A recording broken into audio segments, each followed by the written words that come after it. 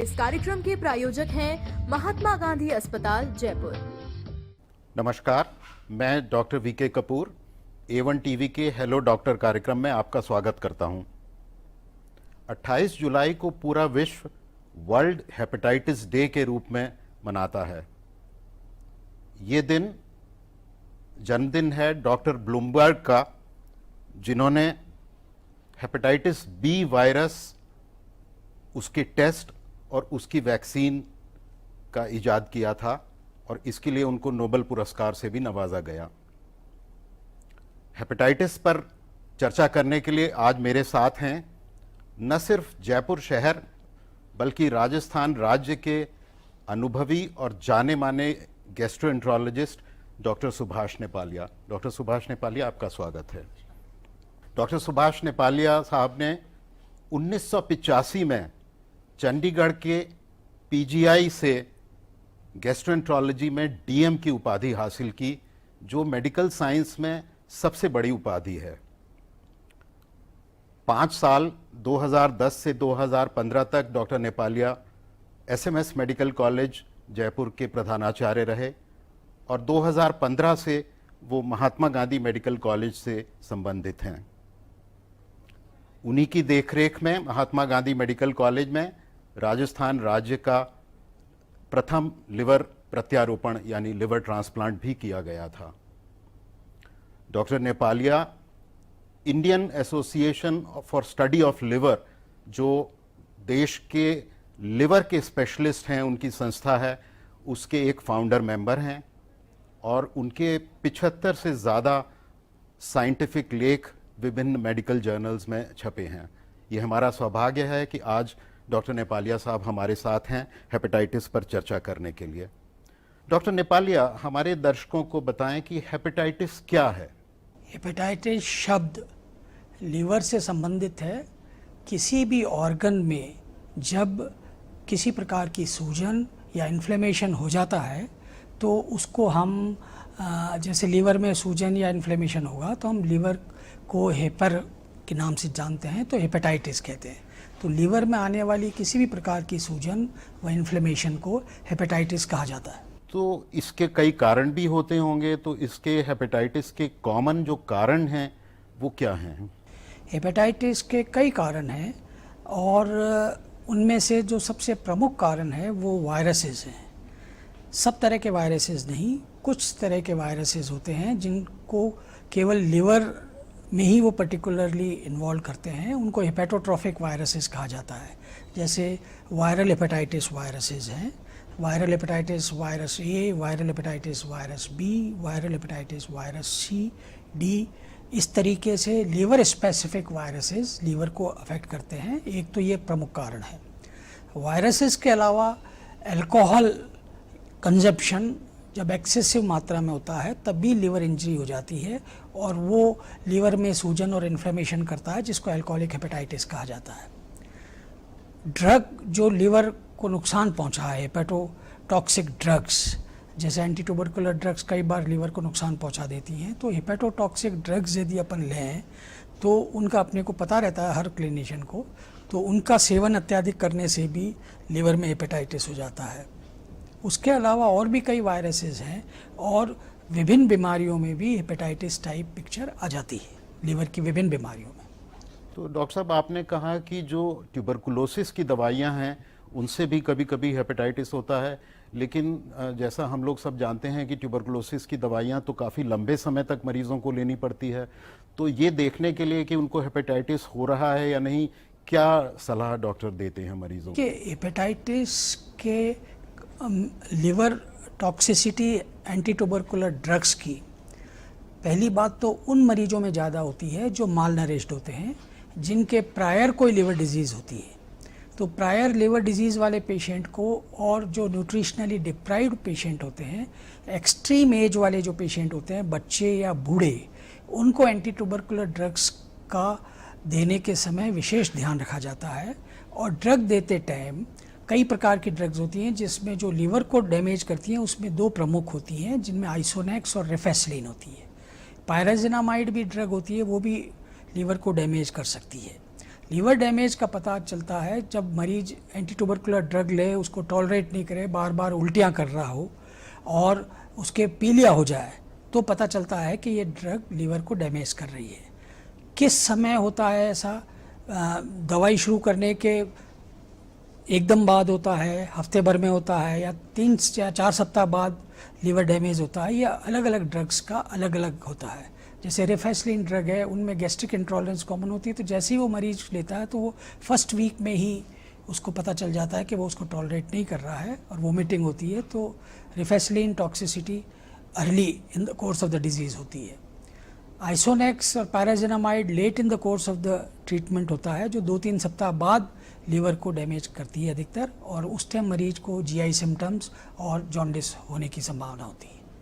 तो क्या आप ये सलाह देंगे कि जो मरीज़ ट्यूबरकुलोसिस की दवाइयों का कोर्स शुरू कर रहे हैं, कुछ समय के बाद उनको लिवर के फंक्शन की जांच करा लेनी जी चाहिए? हाँ, मोस्टली पेशेंट्स को ये एडवाइस दिया जाता है, यदि उसके परसिस्टेंटली सिम्टम्स हो रहे हों या पीलिया हो रहा हो तो उसको टेस्ट जरूर कराना चाहिए। आइडियली हम एंटी ट्यूबरकुलर ड्रग्स देते हैं तो उसको 6 सप्ताह बाद और 12 सप्ताह बाद एक बार लीवर के टेस्ट करा लेते हैं, जिससे कि उनको पता चल जाए कि भाई कोई लीवर टॉक्सिसिटी हो रही है कि नहीं हो रही है। तो डॉक्टर साहब, आपने बताया कि हेपेटाइटिस के 2 कॉमन कॉजेज़ हैं, एक तो वायरल इन्फेक्शंस जिनको हम वायरल हेपेटाइटिस के नाम से जानते हैं, और दूसरा अल्कोहल यानी शराब का बहुत ज़्यादा मात्रा में और बहुत लंबे समय तक उपयोग करना। तो जिन मरीज़ों को इन वजहों से हेपेटाइटिस होती है उसमें क्या लक्षण होते हैं जिससे कि उन्हें ये पता चल सके कि उनको हेपेटाइटिस हो रहा है? उनको नोज़िया, वोमिटिंग, जी मिचलाना और जीआई सिम्टम्स प्रमुखता से होते हैं, और साथ साथ में उनकी भूख मर जाती है। भूख मर जाती है, एक्सट्रीम वीकनेस आती है, और फिर लेटर स्टेज में उनका पेशाब पीला आने लगता है और आंखें पीली होने की और पीलिए की संभावना होती है। ये सिम्टम्स प्रमुख हैं। तो यदि कोई पेशेंट एंटी ट्यूबरकुलर ड्रग्स ले रहा है, उसको एक्सट्रीम वीकनेस हो, उसको गैस्ट्रोइंटेस्टाइनल सिम्टम, नोज़िया, वोमिटिंग हो, तो उसको तुरंत अपना लीवर फंक्शन टेस्ट कराना चाहिए। ये बहुत महत्वपूर्ण जानकारी डॉक्टर नेपालिया साहब ने दी कि अगर जो मरीज़ ट्यूबरकुलोसिस की दवाई ले रहे हैं, या जो लोग अल्कोहल का ज़्यादा सेवन करते हैं, या अगर वायरल हेपेटाइटिस है तो उसके सिम्टम्स हैं कि भूख ना लगना, उल्टी जैसी फीलिंग होना, उल्टी आना, और फिर बाद के स्टेज में जॉन्डिस भी हो सकता है। कभी कभी वायरल हेपेटाइटिस में लोगों को बुखार भी हो सकता है। अगर इस तरह के लक्षण हों तो उनको ज़रूर डॉक्टर की सलाह लेनी चाहिए। तो डॉक्टर साहब, जब इस तरह के मरीज़ आपके पास आते हैं और आपको लगता है कि इनको हेपेटाइटिस हो सकता है, तो क्या टेस्ट हम कहते हैं कि जिससे हमें पता चल सके कि हाँ उनको हेपेटाइटिस है? देखिए, हर मरीज को जब भी एंटी ट्यूबरकुलर ट्रीटमेंट दिया जाता है तो उनको उससे होने वाले असर की हिदायतों के बारे में पहले बताया जाता है कि यदि ये सिम्टम्स आपको हों और ये आपको इंटॉलरेंस के सिम्टम्स हों तो आप तुरंत चिकित्सक से संपर्क करें और लेबोरेटरी में अपना लीवर फंक्शन टेस्ट कराएं। एक टोटल काउंट, सीबीसी और लीवर फंक्शन टेस्ट, ये 2 प्रमुख टेस्ट होते हैं जो उनको कराना चाहिए, एसजीओटीपीटी और बिलरुबिन और सीबीसी। एलएफटी जिसको आम भाषा में बोलते LFT हैं, and वो CBC लिवर के फंक्शन के function ब्लड test। के टेस्ट हैं। क्या ऐसे मरीजों में अल्ट्रासाउंड की भी ज़रूरत पड़ सकती है? इनिशियल स्टेज में तो नहीं, लेकिन यदि कॉम्प्लिकेशन हो या मरीज़ इम्प्रूव नहीं कर रहा हो, उसको कोई पेट में आफरा आ गया हो या कोई gastrointestinal symptoms out of proportion हो रहे हों, तो लेटर स्टेज में सोनोग्राफी करके लीवर की साइज़ देखी जाती है, क्योंकि जब ज़्यादा लीवर डैमेज होता है तो लीवर की साइज़ कम हो जाती है, और कम हो जाना लीवर की साइज़ का अच्छा साइन नहीं होता। तो उसको देखने के लिए पहले पता चल जाए कि भाई किस मरीज की ज़्यादा टॉक्सिसिटी है, किसके कम है, सोनोग्राफी करा के देखा जाता है। तो डॉक्टर साहब, जब हमने ये डायग्नोसिस कर लिया कि मरीज़ को हेपेटाइटिस है, चाहे वो वायरस इन्फेक्शन की वजह से हो या अल्कोहल की वजह से हो, तो क्या इसका कोई स्पेसिफिक ट्रीटमेंट है, जैसे एंटीबायोटिक्स या और कोई दवाइयाँ? देखिए, जिस कारण से हेपेटाइटिस सस्पेक्ट की जा रही है, उन सब कारणों को रिमूव किया जाए। जैसे अल्कोहलिक हेपेटाइटिस है तो मरीज अल्कोहल का सेवन न करे, नंबर 1। वायरल हेपेटाइटिस है तो पर्टिकुलर टेस्ट करा के देखें कि कौन से वायरस से उनको हेपेटाइटिस हुई है, ए है, ई है, बी है, या कौन सा वायरस है उससे, तो उस वायरस को यूजुअली तो सारे वायरस सेल्फ लिमिटिंग होते हैं, अपने आप ठीक हो जाते हैं और पीलिया की मियाद 3 से 4 सप्ताह तक होती है और मरीज ठीक हो जाता है। यदि मरीज ठीक नहीं हो रहा हो और उनका पीलिया लंबे समय तक चले तो फिर मरीज के वायरल मार्कर्स की रेप्लिकेशन के मार्कर्स कराए जाते हैं और उसके अनुसार रेप्लिकेशन को कम करने के लिए मरीजों को एंटीवायरल ड्रग्स को प्रेस्क्राइब किया जाता है। तो डॉक्टर साहब, ये वायरस कौन सा है, ये कौन से टेस्ट से पता चलता है? ये वेरियस ब्लड टेस्ट से पता चल जाता है। हेपेटाइटिस ए के लिए भी टेस्ट अवेलेबल है, हेपेटाइटिस ई के लिए भी आईजीएम एंटीबॉडीज़।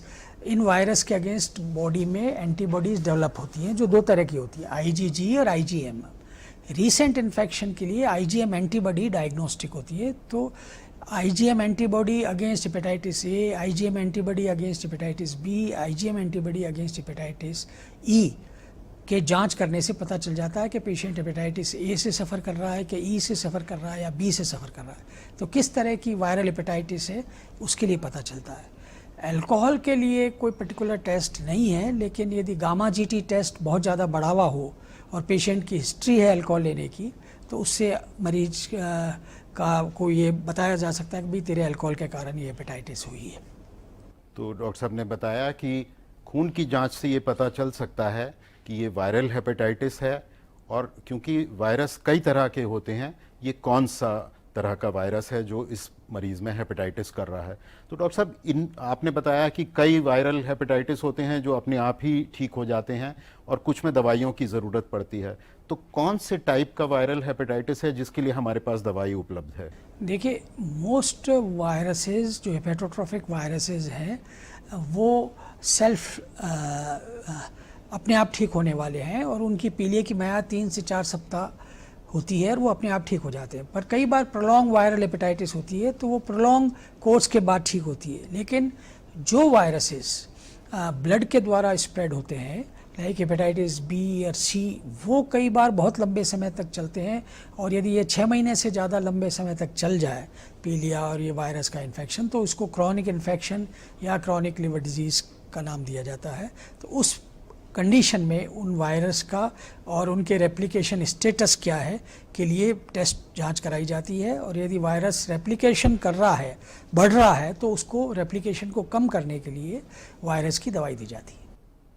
तो आपने डॉक्टर साहब बताया कि कुछ वायरस ब्लड के ज़रिए फैलते हैं, तो ये जो अलग अलग तरह के वायरल हेपेटाइटिस हैं, क्या इनके फैलने का तरीका भी अलग अलग है? जी हाँ, बिल्कुल अलग है।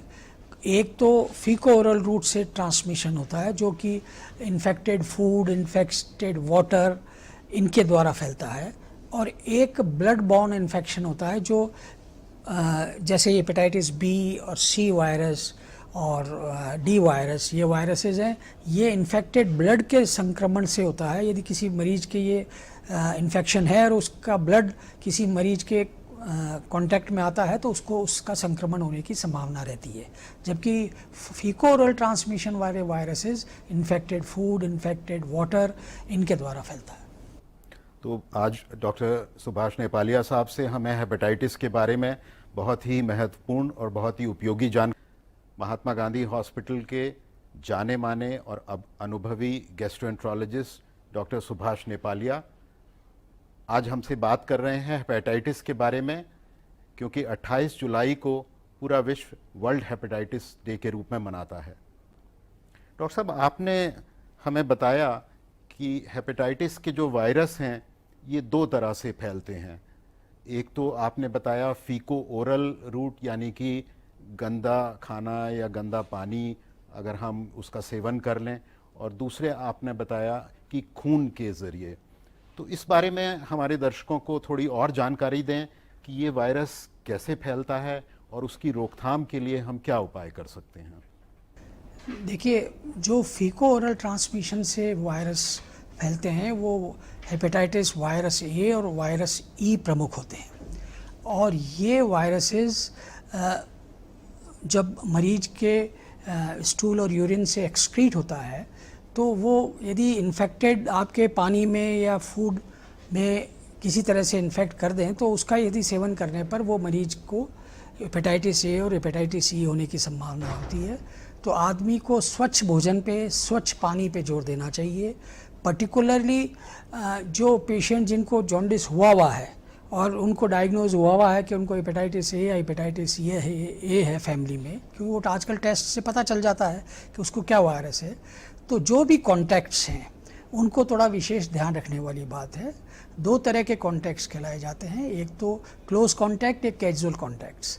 क्लोज कॉन्टैक्ट्स वो होते हैं जो हेपेटाइटिस ए और ई पे जिस पेशेंट को हो रहा है उनकी कोई मेडिकल या पर्सनल टेक केयर करते हैं, क्लोज कॉन्टैक्ट में होते हैं, उसकी पेशेंट का ध्यान रखते हैं। और casual contact who are sharing same residence and same kitchen in family में दूसरे जो परिवार वाले होते हैं उनको कैजुअल कॉन्टैक्ट कहते हैं। तो उन दोनों को ही स्वच्छ पानी और स्वच्छ भोजन के पे विशेष जोर दिया जाता है जो इन्फेक्टेड नहीं हो। और जो ब्लड बॉर्न इन्फेक्शन है, जो ब्लड से स्प्रेड होता है, तो वो बड़ा ध्यान रखने वाली बात है कि जैसे किसी पेशेंट को हेपेटाइटिस बी या सी हुआ हो इन्फेक्शन, तो उसके कहीं भी ब्लड का रिसाव नहीं होना चाहिए। जैसे नाखून काटते टाइम, शेविंग करते टाइम ब्लेड पे आ जाता है, क्योंकि वायरस दिखता तो नहीं है। और रूम टेम्परेचर पे ये हेपेटाइटिस बी वायरस 7 दिन तक जिंदा रहता है।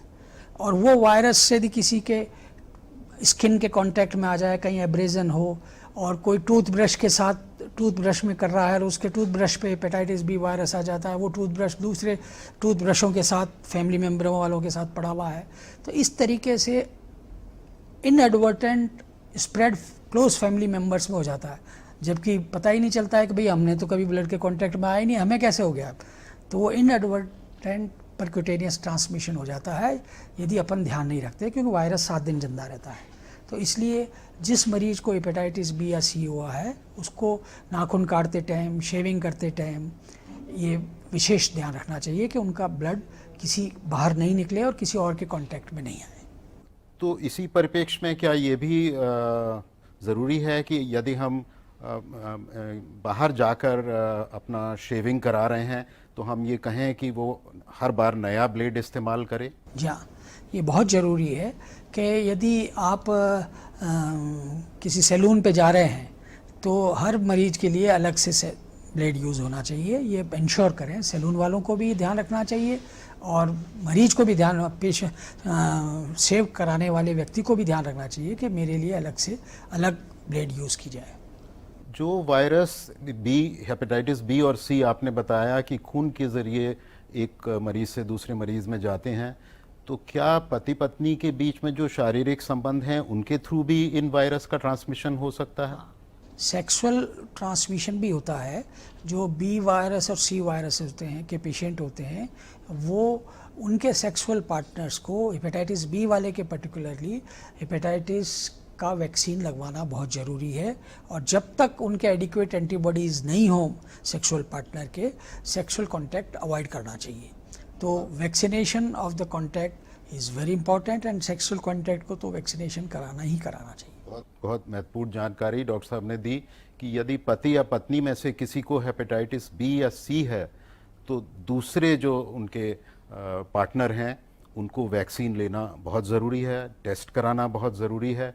और जब तक वैक्सीन का असर ना हो जाए, आजकल हम सब लोग कोविड की वैक्सीन के बारे में जानते हैं कि उससे एंटीबॉडी बनती हैं, तो जब तक इतनी एंटीबॉडी ना बन जाए कि वो दूसरे पार्टनर को प्रोटेक्ट कर सकें, तब तक शारीरिक संबंध नहीं होने चाहिए। माँ से बच्चे में भी वायरस का ट्रांसमिशन हो सकता है? हाँ, पेरीनेटल ट्रांसमिशन भी बहुत होता है, क्योंकि यदि माँ पॉजिटिव है हेपेटाइटिस बी वायरस से तो टेस्ट करके ये पता कर लिया जाता है कि वो माँ में वायरसेस का मल्टीप्लिकेशन हो रहा है कि नहीं हो रहा है, रेप्लिकेशन हो रहा है कि नहीं हो रहा है।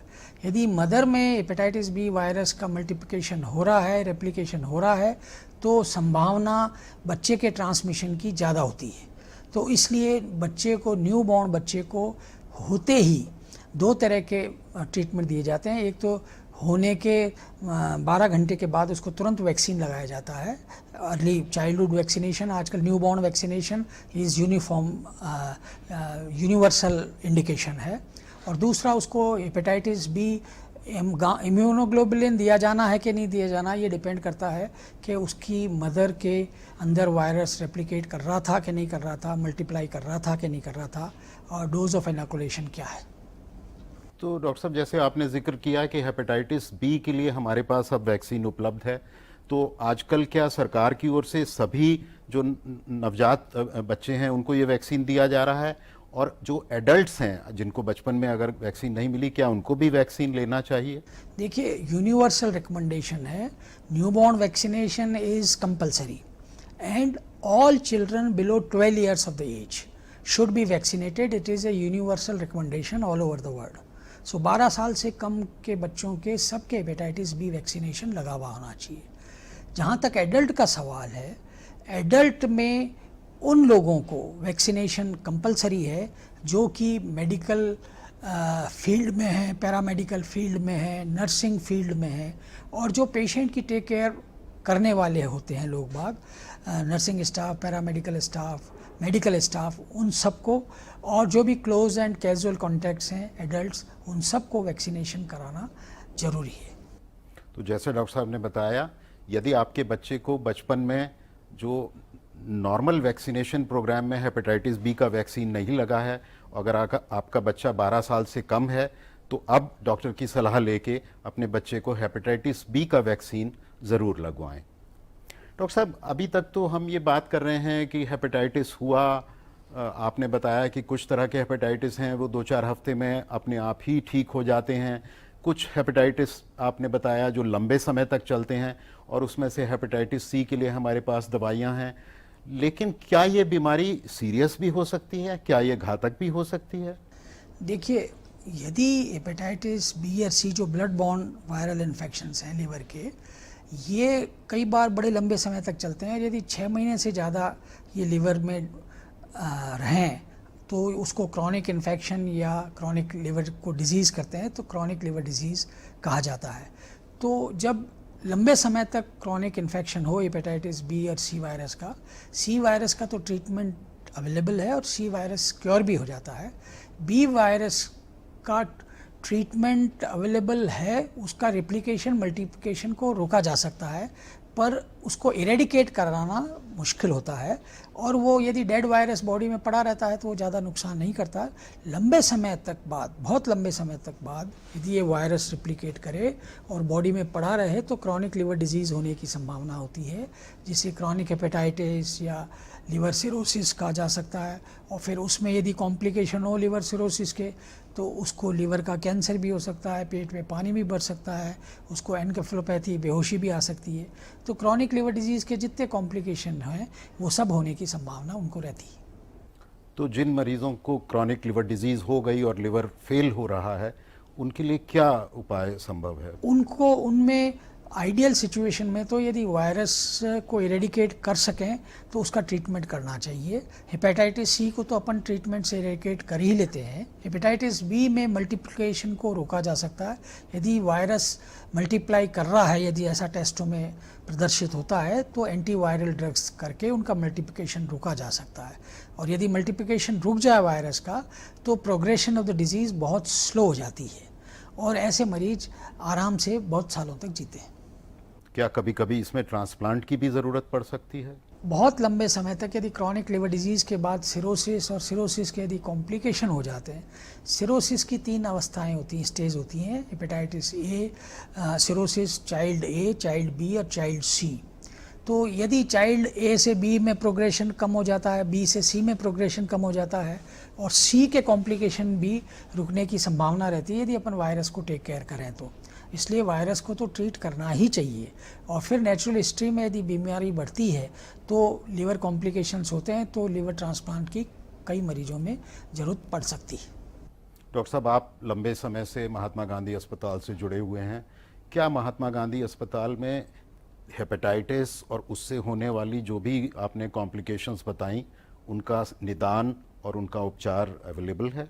हाँ बिल्कुल, महात्मा गांधी अस्पताल में हेपेटाइटिस, विभिन्न प्रकार की हेपेटाइटिस को डायग्नोज करने के लिए सभी टेस्ट, सारे वायरोलॉजिकल मार्कर्स टेस्ट किए जाते हैं। सारे तरह के, किसी भी तरह की हेपेटाइटिस हो उसको डायग्नोज करने के जिन वायरल मार्कर्स टेस्टों की ज़रूरत होती है वो महात्मा गांधी अस्पताल में अवेलेबल हैं।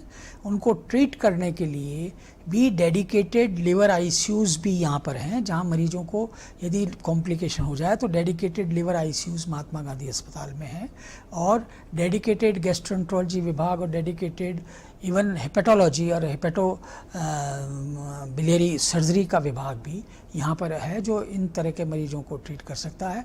और मैं आपको बताऊं कि लिवर का पहला ट्रांसप्लांट राज्य में महात्मा गांधी अस्पताल में ही 2016 में किया गया था, और वो मरीज आज भी बिल्कुल ठीक है। डॉक्टर नेपालिया साहब, आपका बहुत बहुत धन्यवाद। आज आपने हमारे दर्शकों को हेपेटाइटिस के बारे में बहुत ही उपयोगी और बहुत ही महत्वपूर्ण जानकारी दी।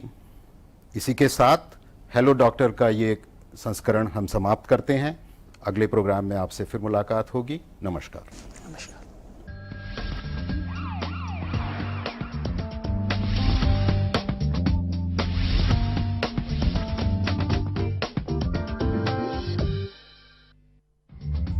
इस कार्यक्रम के प्रायोजक हैं महात्मा गांधी अस्पताल, जयपुर।